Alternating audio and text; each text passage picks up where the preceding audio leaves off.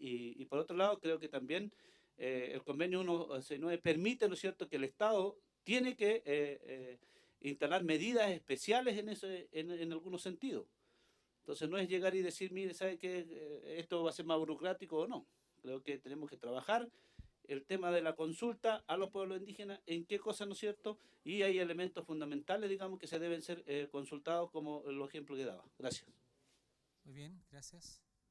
Les recuerdo que van a ser 25 para las 7, solo para avisarles, había pedido la palabra y había pedido la palabra la señora Santiago Orpiz de Minería. No, lo que yo quiero no, yo quiero hacer el punto es que tenemos que ser muy cuidadosos en que la forma que redactemos este artículo sea tal que permita garantizar los derechos de los pueblos indígenas de forma segura y cierta, pero por otro lado no inhibir a que se produzcan políticas públicas en favor de los pueblos. Te pongo un ejemplo, el tema de los nombramientos que hablábamos.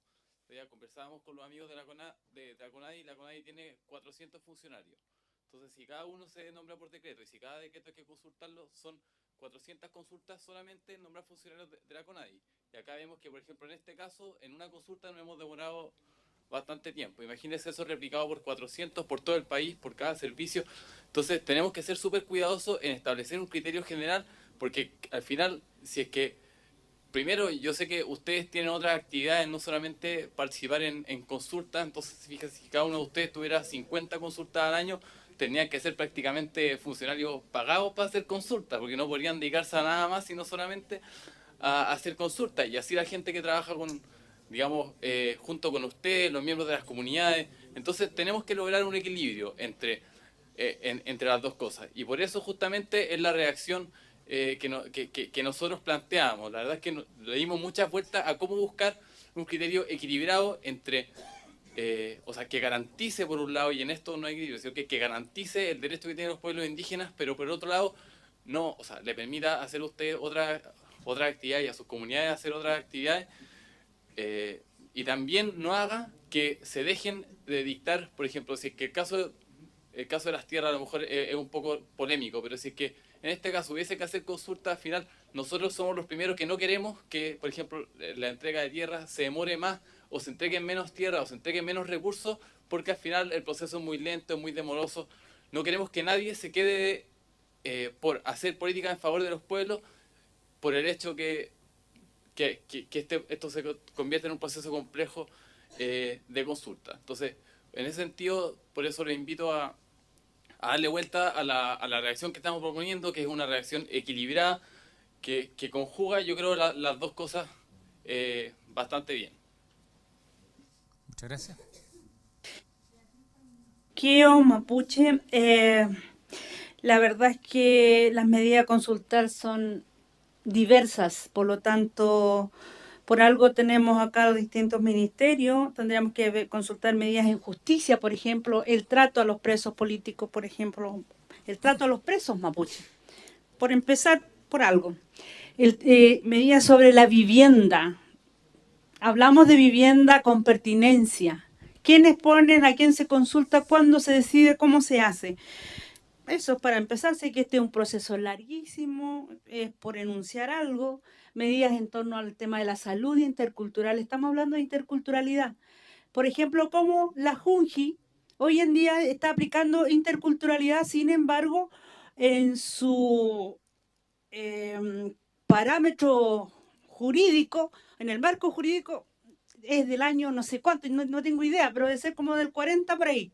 Y hoy en día está hablando de interculturalidad, está aplicando, pero no tiene hay legislación pertinente. En fin, pero eso es pasando por la Junji.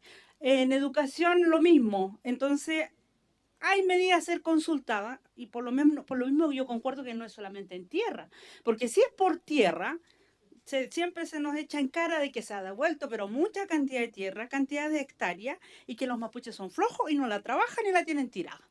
Por último, son libres cada ser humano o familia de hacer lo que quiera con su pertenencia. Por lo tanto, en ese sentido, yo no podría llamar a todos que hagan tal o cual cosa. Sin embargo, dentro de las medidas, por cierto, también se pueden clasificar, por cierto, en forma local, y eso cabe para el ámbito de los municipios. Lamentablemente, nada que decir sobre el particular porque todavía no hay reglas, los municipios son autónomos y nos quedamos ahí. El municipio es autónomo, por tanto, no se puede tener injerencia. Y los indígenas precisamente están o estamos en los territorios más locales. Entonces, ¿qué pasa allí? Ahí es donde las medidas tienen que surgir y cómo lo vamos a procesar esto. Yo creo que es súper amplio, no solamente pensar en la contratación de PIDI, aún independientemente que aquello es muy importante, al igual que la tierra. Gracias. Muy bien, gracias. Matías tiene la palabra. A ver, estamos de acuerdo en que hay muchas medidas que hay que consultar. Ahora, lo que estamos dando, o sea, lo que estamos tratando de decir es que creemos que con la redacción que ustedes nos propusieron originalmente, por lo menos las propuestas por separado, porque todavía la de medida administrativa no la tenemos, pero se llega a dar el absurdo que se consulta todo, ¿ah? Todo, me refiero, todo, compras de tierra, nombramientos del director de CONADI, nombramiento de los funcionarios de CONADI, entonces todo, absolutamente todo. Y eso va obviamente en perjuicio de los pueblos indígenas. Eso es lo que nosotros consideramos. No decimos, no decimos que no haya que consultar, sino que al revés. Nosotros creemos que la definición, porque se tiene que complementar obviamente medida con afectación directa, ¿cierto? Ahora, nosotros vemos que con la definición que ustedes han entregado de medida y afectación directa, todo lo que tiene relación, sobre todo con la CONADI, se tiene que consultar. Entonces, lo que estamos diciendo, y un poco lo que ha dicho también Santiago, es que queremos conjugar una definición de ambos aspectos que signifique que se consulten las cosas, pero que se consulten las cosas que realmente hay que consultar. Porque, en el fondo, lo que estamos intentando transmitir es que entendemos, y eso también, también de alguna manera sucede con ¿cómo se llama? Con diversas, no son solamente las de la CONADI, estamos conscientes que no son solamente la de la CONADI. Lo que estamos transmitiendo es que si se hace una definición amplia, bueno, las primeras que repercuten son en las de la CONADI. Entonces, tenemos que ser cuidadosos con la definición que hagamos, porque la definición que hagamos, a los primeros que los puede rebotar son a nosotros mismos, ¿me entiendes? Entonces, ese es el tema. Y lo otro, que obviamente el convenio habla de medidas administrativas y medidas legislativas, pero hay ciertas medidas que se escapan de ese marco, que son las medidas judiciales.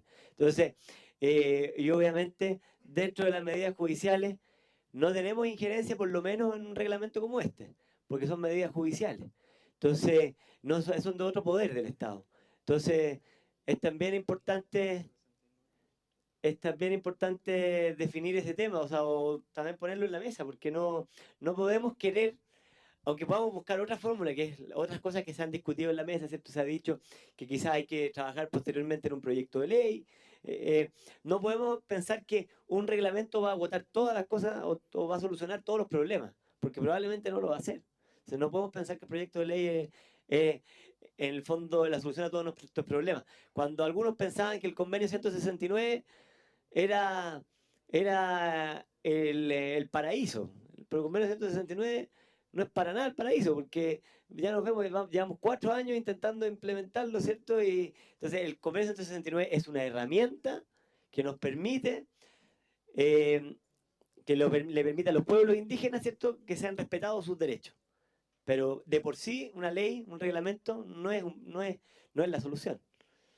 Entonces, y eso hay que ver que hay otras materias que tienen que ser reguladas por otros organismos, y eso es un poco lo que quería comentar.